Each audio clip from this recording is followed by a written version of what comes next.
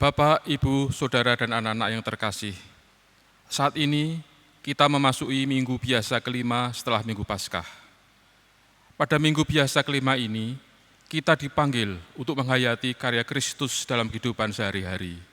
Kita dipanggil untuk menjadi pemberita firman dan pelaku firman, melalui sikap, perilaku, dan tutur kata, selalu siap sedia dalam setiap keadaan. Tuhan menolong kita.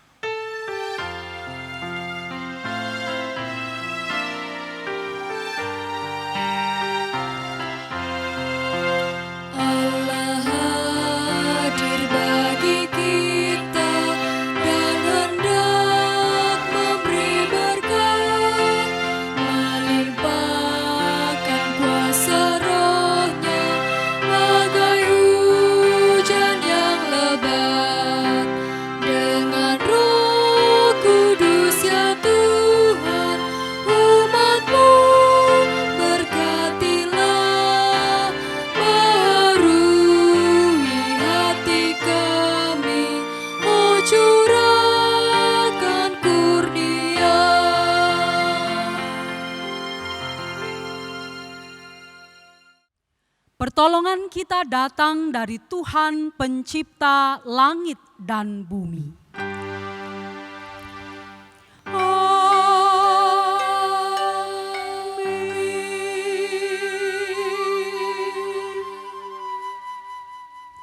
Kasih dan damai sejahtera dari Bapa, Putra, dan Roh Kudus besertamu. Dan besertamu juga.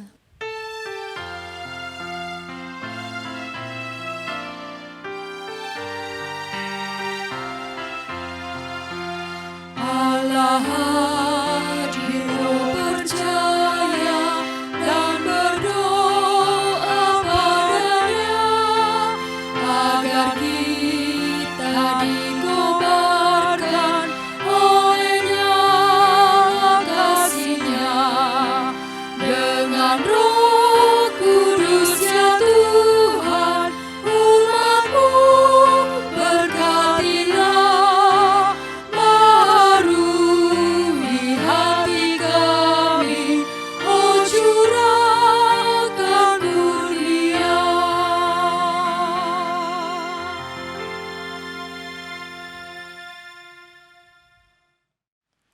Kita mengingat firman-Nya di dalam Markus bab 12 ayat 30-31 demikian. Kasihilah Tuhan Allahmu dengan segenap hatimu, dan dengan segenap jiwamu, dan dengan segenap akal budimu, dan dengan segenap kekuatanmu. Dan hukum yang kedua ialah, kasihilah sesamamu manusia seperti dirimu sendiri. Tidak ada hukum lain yang lebih utama daripada kedua hukum ini. Dengan memperhatikan firman-Nya, marilah kita menyesali dosa kita di hadapan Tuhan dalam doa secara pribadi.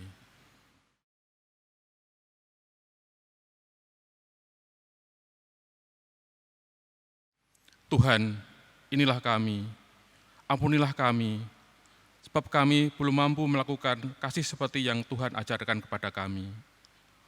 Tuntunlah langkah kehidupan kami, agar kehidupan kami senantiasa berpadanan dengan panggilan-Mu. Amin.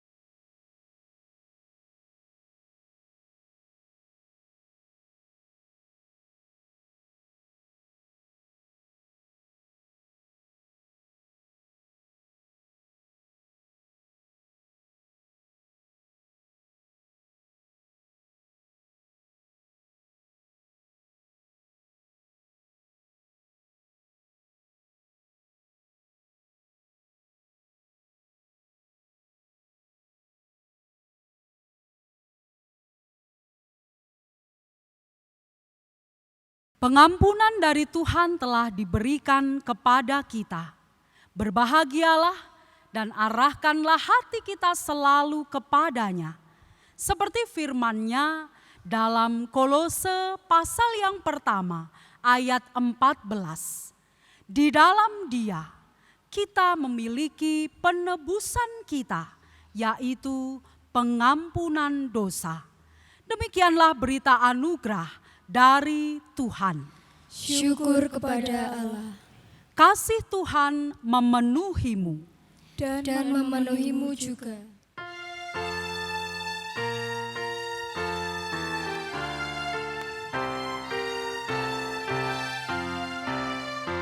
Ya Yesus terkasih, Engkau Tuhanku. Ku buang dosaku demi nama-Mu. Kau juru selamatku, pengasih benar. Kasihku padamu semakin besar.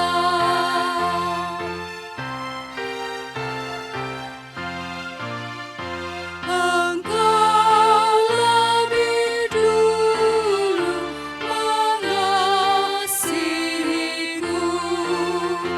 Kau hapus dosaku dengan darah-Mu. Menanggung sengsara, Kau tidak gentar.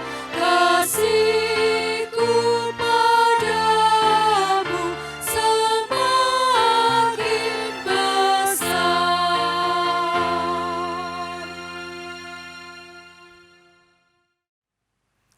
Marilah sebelum kita mendengarkan firman Tuhan, terlebih dahulu kita persiapkan hati kita. Kita memohon pertolongan Roh Kudus di dalam doa kita berdoa. Syukur kepadamu, pagi hari ini Engkau telah memberikan kesegaran dan kekuatan baru untuk kami berbakti, beribadah, sekalipun di rumah kami masing-masing. Namun kami merasakan bahwasanya Tuhan hadir memenuhi kehidupan keluarga kami. Tuhan, saat ini kami hendak mendengarkan firman-Mu. Bersabdalah, kiranya firman-Mu semakin membuat kami mampu untuk menghadapi kehidupan tatanan baru ini dengan terus berserah dan bersandar kepadamu, dan kehidupan iman kami senantiasa dibangun di dalam nama-Mu. Nyatakanlah kebenaran-Mu kepada kami. Urapilah hamba-Mu yang akan menyampaikannya, agar apa yang dinyatakannya, semuanya itu hanyalah kehendak-Mu saja. Berfirmanlah ya Tuhan, karena kami telah siap sedia untuk mendengarkannya. Dalam Kristus Yesus, Sang Firman yang hidup, kami berdoa. Amin. Bacaan pertama diambil dari kitab Yesaya pasal yang ke-55 ayat 10 sampai dengan ayat yang ke-13. Yesaya 55 ayat yang ke-10 sampai dengan ke-13. Sebab seperti hujan dan salju turun dari langit dan tidak kembali ke situ, melainkan mengairi bumi, membuatnya subur dan menumbuhkan tumbuh-tumbuhan, memberikan benih kepada penabur dan roti kepada orang yang mau makan. Demikianlah firman-Ku yang keluar dari mulut-Ku. Ia tidak akan kembali kepadaku dengan sia-sia, tetapi Ia akan melaksanakan apa yang Ku kehendaki dan akan berhasil dalam apa yang Kusuruhkan kepadanya. Sungguh, kamu akan berangkat dengan sukacita dan akan dihantarkan dengan damai. Gunung-gunung serta bukit-bukit akan bergembira dan bersorak-sorai di depanmu, dan segala pohon-pohonan di padang akan bertepuk tangan. Sebagai ganti semak duri akan tumbuh pohon sanobar, dan sebagai ganti kecubung akan tumbuh pohon murat. Dan itu akan terjadi sebagai kemasyhuran bagi Tuhan, sebagai tanda abadi yang tidak akan lenyap. Demikianlah sabda Tuhan. Syukur kepada Allah. Bacaan tanggapan diambil dari kitab Mazmur 65 ayat 10 sampai 14. Mazmur 65 ayat 10 sampai 14 dibaca secara litani. Engkau mengindahkan tanah itu, mengaruniainya kelimpahan, dan membuatnya sangat kaya. Batang air Allah penuh air. Engkau menyediakan gandum bagi mereka. Ya, demikianlah engkau menyediakannya. Engkau mengairi alur bajaknya, engkau membasahi gumpalan-gumpalan tanahnya. Dengan dirus hujan, engkau menggemburkannya. Engkau memberkati tumbuh-tumbuhannya. Engkau memahkotai tahun dengan kebaikanmu. Jejakmu mengeluarkan lemak. Tanah-tanah padang gurun menitik, bukit-bukit berikat pinggangkan sorak-sorai.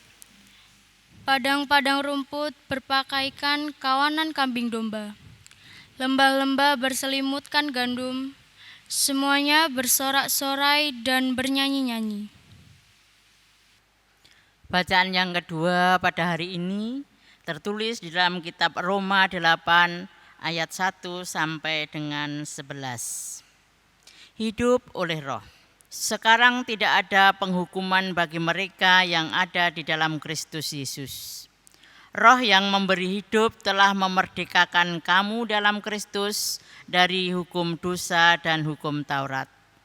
Sebab apa yang tidak mungkin dilakukan hukum Taurat karena tak berdaya oleh daging, telah dilakukan oleh Allah dengan jalan mengutus anaknya sendiri dalam daging yang serupa dengan daging yang dikuasai dosa karena dosa. Ia telah menjatuhkan hukuman atas dosa di dalam daging, supaya tuntutan hukum Taurat digenapi di dalam kita yang tidak hidup menurut daging, tetapi menurut roh.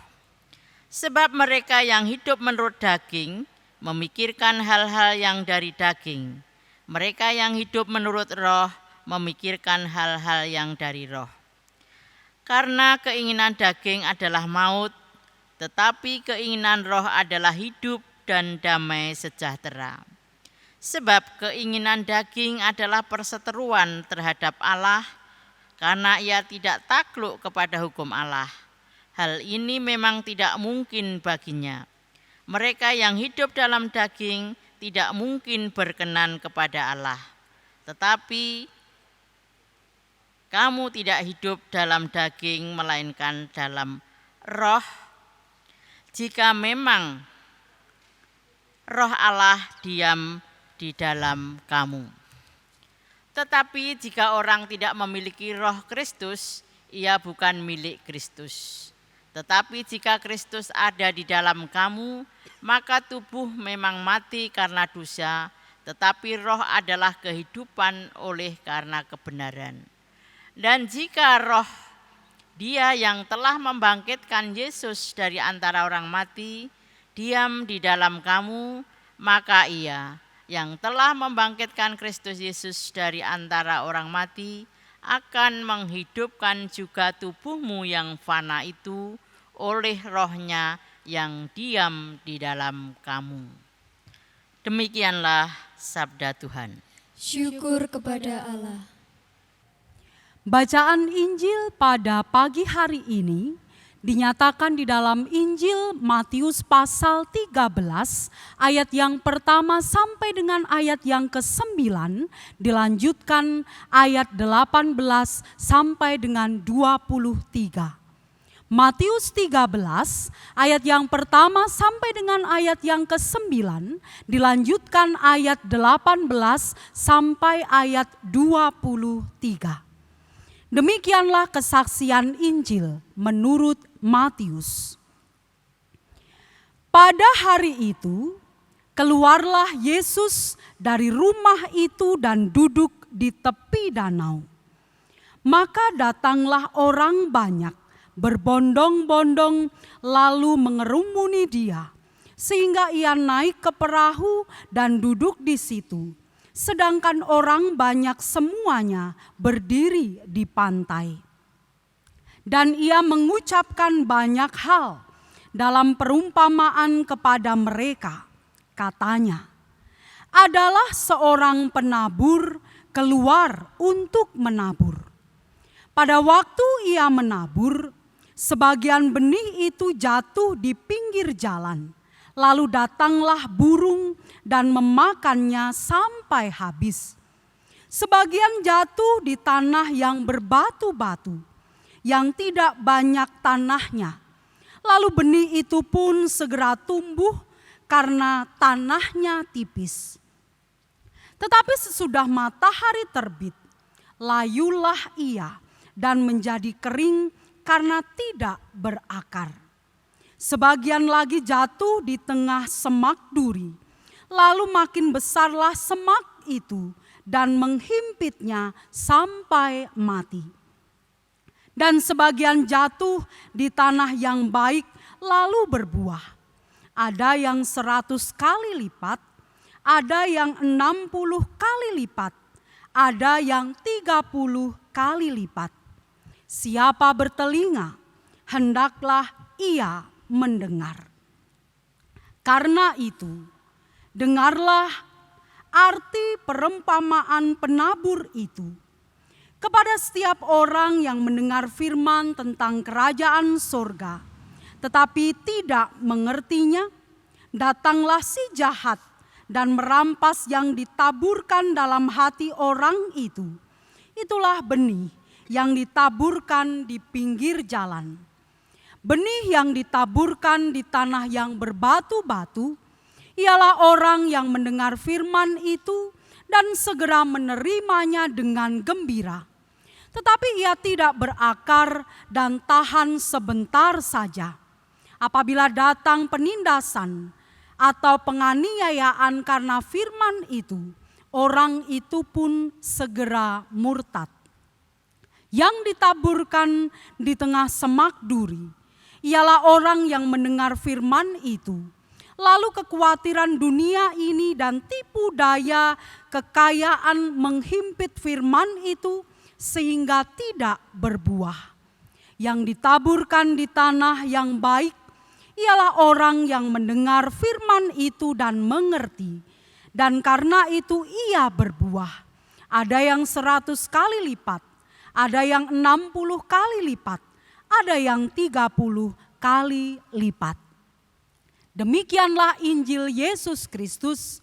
Yang berbahagia ialah mereka yang mendengarkan firman Allah dan yang melakukannya. Haleluya.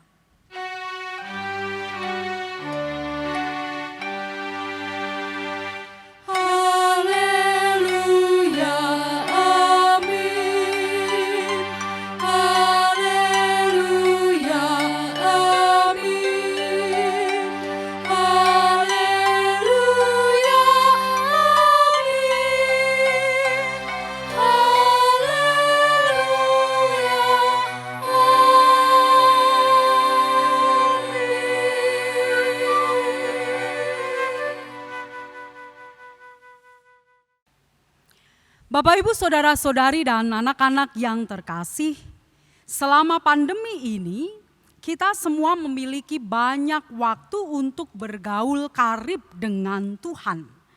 Kita memiliki banyak waktu untuk berdoa dan juga menggumuli firman Tuhan. Selama pandemi ini, kehidupan rohani kita juga disegarkan. Ada juga yang merasakan bahwa kualitas iman semakin meningkat sekalipun tidak berhimpun dalam ibadah bersama. Pertanyaan untuk kita renungkan, apakah selama pandemi ini firman Tuhan yang kita dengarkan, firman Tuhan yang kita gumuli, apakah benar-benar firman itu hidup dalam keseharian kita? Apakah firman yang kita dengarkan itu benar-benar berbuah dalam keseharian kita? Apakah kita benar-benar merespon firman Allah dan melakukannya dengan sepenuh hati kita di dalam kehidupan kita? Bacaan kita pada pagi hari ini mengajarkan kepada kita sekalian tentang bagaimana kuasa firman yang bekerja dalam kehidupan kita. Nabi Yesaya mengumpamakan firman Tuhan seperti air hujan dan salju yang turun dari langit. Firman itu akan mengaliri dan menyuburkan tanaman. Firman yang dinyatakan Allah tidak akan sia-sia dan tidak akan pernah gagal. Barang siapa yang setia menaati firman-Nya, dijamin oleh Allah sepenuhnya bahwa ia akan merasakan sukacita dalam kehidupannya.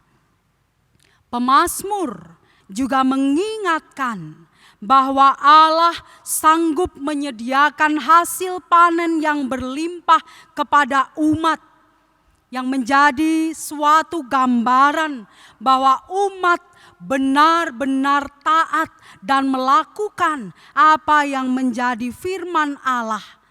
Oleh sebab itu Allah sanggup menghasilkan buah yang baik bagi setiap orang yang siap menerima firman dan seluruh kehendaknya. Bagi Paulus, dalam surat yang ditulis kepada jemaat di Roma, mereka yang disebut sebagai orang-orang yang menerima Kristus, Paulus mengibaratkan bahwa kehidupan mereka tidak lagi dalam perhambaan kedagingan, akan tetapi kehidupan mereka sepenuhnya di dalam kuasa Roh. Setiap orang yang hidup di dalam Roh memikirkan hal-hal yang dari Roh, sehingga seluruh kehidupannya mencerminkan hal-hal yang dari Roh itu sendiri. Bapak, Ibu, saudara-saudari, dan anak-anak yang terkasih, dalam bacaan Injil kita bisa melihat ketika Tuhan Yesus tampil untuk mengajar, ada banyak orang berbondong-bondong. Mereka sepertinya memiliki ketertarikan, animo yang besar pada pengajaran Yesus. Akan tetapi pertanyaannya, apakah mereka sungguh-sungguh mengerti dan merespon apa yang diajarkan oleh Yesus? Untuk itulah, pengajaran perumpamaan tentang penabur memiliki makna yang penting bagi mereka yang datang berbondong-bondong mengikuti Yesus dan juga bagi para murid. Tuhan Yesus menekankan, siapa bertelinga, hendaklah ia mendengar. Dan itulah yang dikatakan oleh Yesus kepada mereka. Adalah seorang penabur keluar untuk menabur. Demikianlah Yesus memulai perumpamaannya.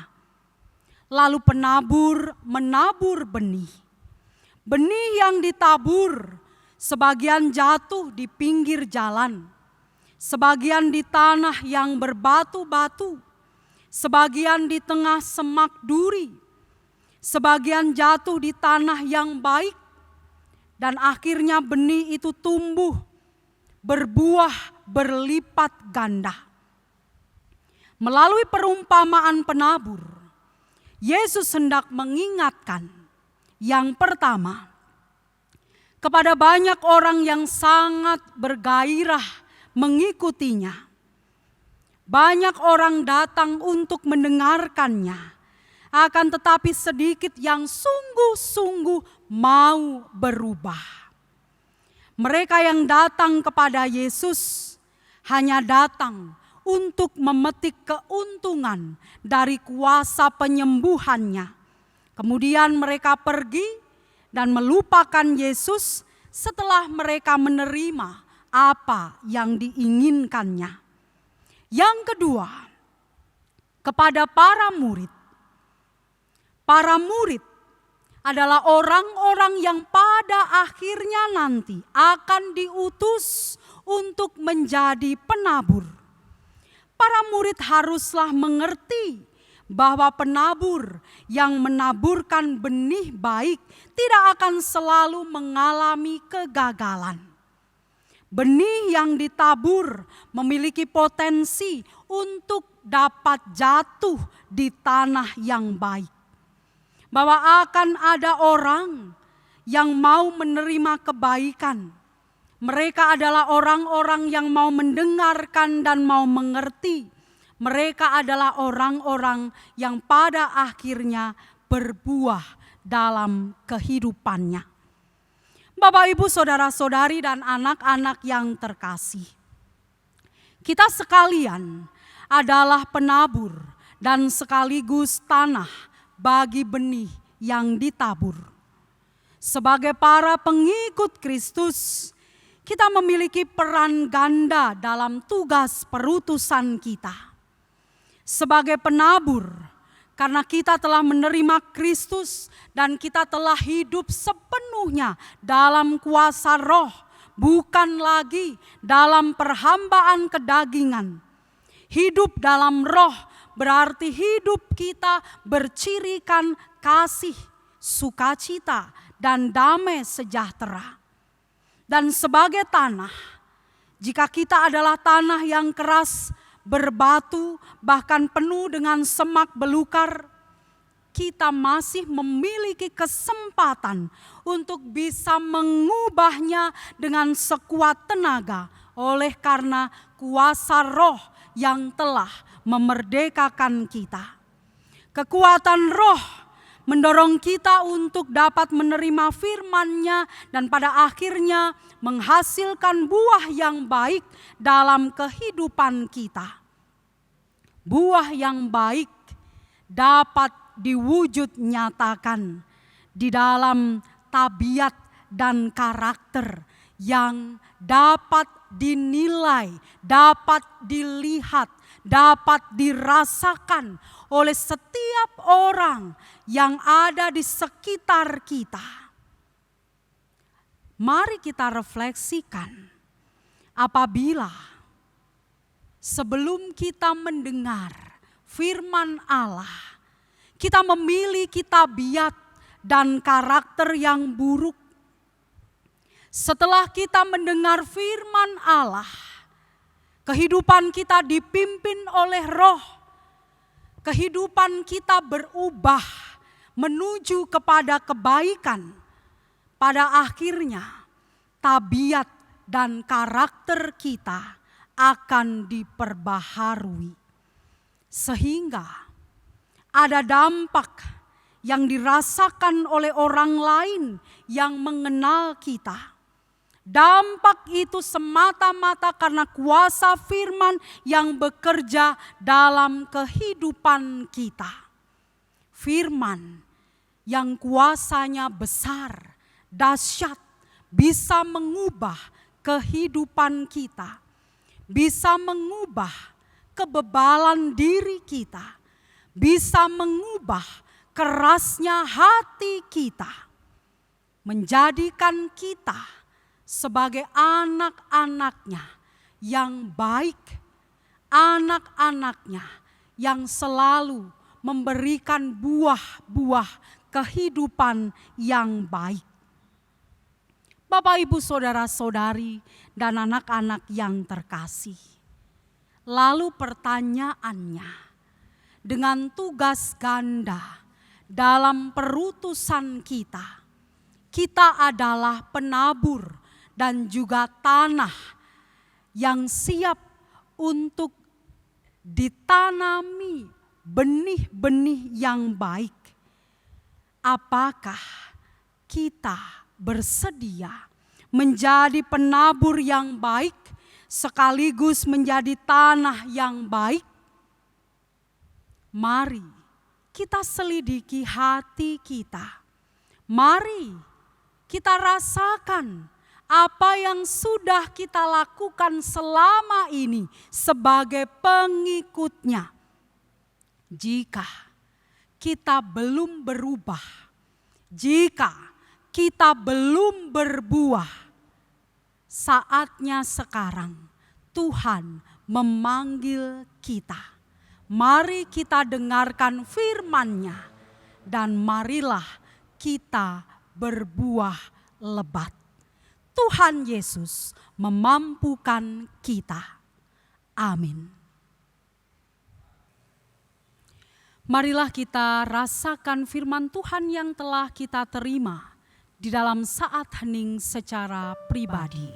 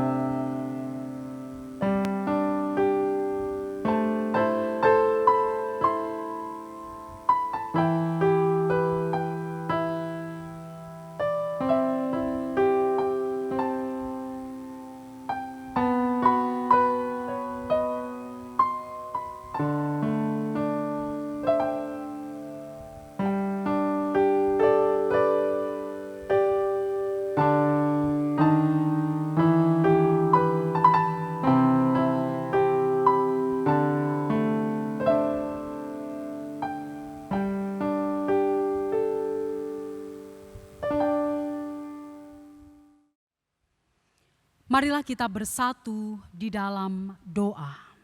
Ya Bapa dalam Kristus Yesus, Tuhan Sang Kalam, yang kuasanya ya dan amin. Kami datang kepadamu. Kami menyerahkan kehidupan kami dengan segala sesuatu yang melekat di dalamnya. Dalam keterbatasan, kami memohon belas kasihan-Mu. Kuatkanlah dan teguhkanlah hati kami, agar kami mampu melewati setiap perjalanan kehidupan kami dengan apa yang kami temui. Saat ini kami menyerahkan saudara-saudara kami, mereka yang tengah terbaring karena sakit, baik di rumah maupun di rumah sakit, mereka yang renta dan rapuh, mereka yang dalam kesendirian, mereka yang dalam pergumulan, mereka yang dalam ketakutan dan putus asa, mereka yang dalam kebimbangan. Tuhan, hadirlah dalam setiap keadaan mereka, sertailah mereka, berkaryalah atas kehidupan mereka. Kami menyerahkan anak-anak kami, mereka yang masih dalam asuhan kami, mereka yang sudah hidup mandiri, dan kami serahkan terkhusus bagi mereka yang tengah belajar dan beradaptasi dengan proses belajar mengajar tatanan baru. Berkatilah dan sertailah mereka. Kami percaya masa depan mereka ada dalam tangan kuasa-Mu. Kami menyerahkan kehidupan gereja-Mu dalam tugas dan perutusannya. Mampukanlah gereja berkiprah dan mengatur pelayanan dengan kreatif dan inovatif di tengah era tatanan baru ini. Kami serahkan setiap perjuangan kami melanjutkan kehidupan dalam tatanan baru ini. Kiranya Tuhan menolong kami. Inilah doa kami dalam Kristus Yesus Tuhan kami, yang telah mengajarkan doa Bapa kami serahkan.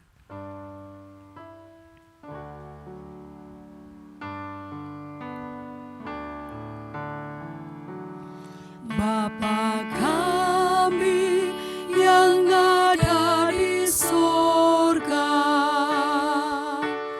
dikuduskanlah namamu,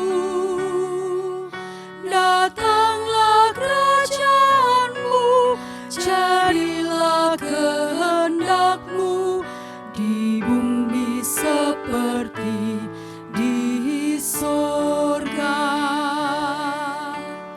Beri kami hari ini makanan yang secukupnya, ampuni salah kami seperti kami ampuni yang bersalah pada kami.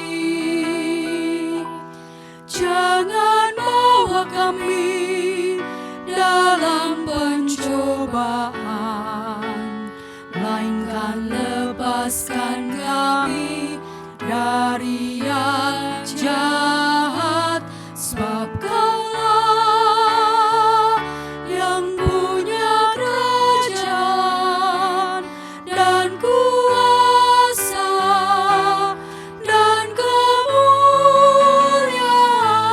sampai selama-lamanya. Amin.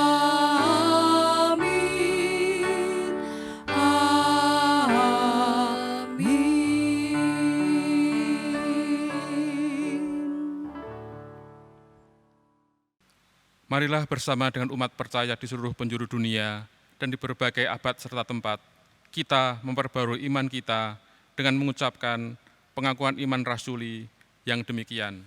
Aku percaya kepada Allah yang Maha Kuasa, Khalik langit dan bumi, dan kepada Yesus Kristus, anaknya yang tunggal Tuhan kita, yang dikandung daripada Roh Kudus, lahir dari anak darah Maria, yang menderita di bawah pemerintahan Pontius Pilatus, disalibkan, mati dan dikuburkan, turun dalam kerajaan maut.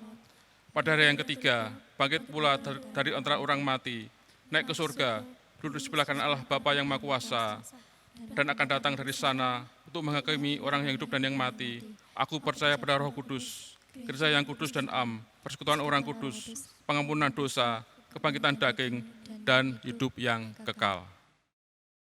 Berkat dari Tuhan selalu kita terima hari lepas hari. Pemeliharaannya atas hidup kita nyata.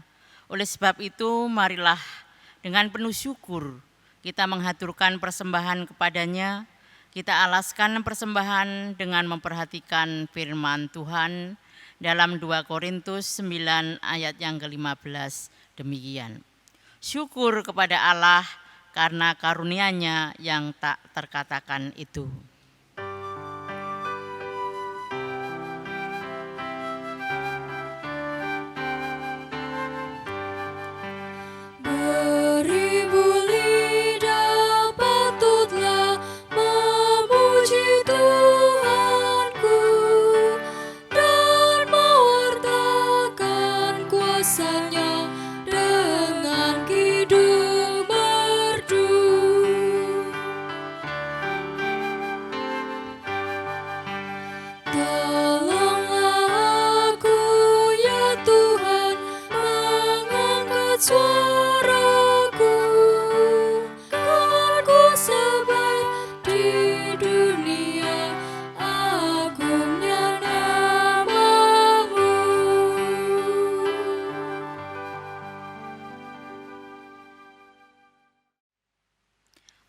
Mari kita haturkan persembahan ini kepada Tuhan.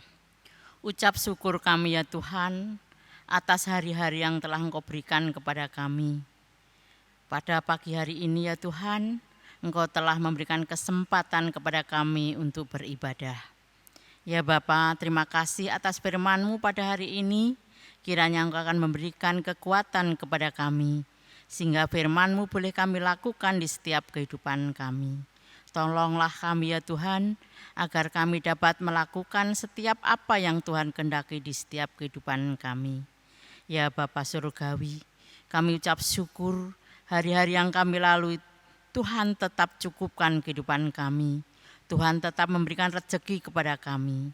Pada saat ini ya Tuhan, kami masih Engkau berikan kesempatan untuk menghaturkan persembahan.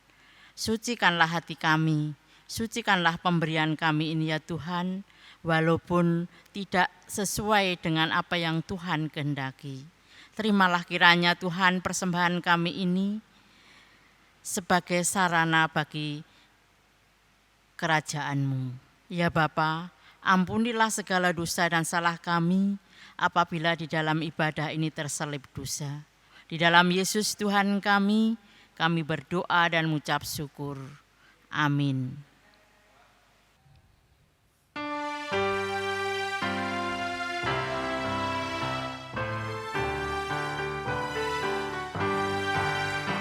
Kuasa-Mu dan nama-Mu-lah hendak kami sembah, dan karena itu ya Tuhan kami takkan gentar, bagaikan padi segenggam mestilah busuk dipendam supaya tumbuh segar di panas surya memakan, berbuahlah Tuhan yang nun besar.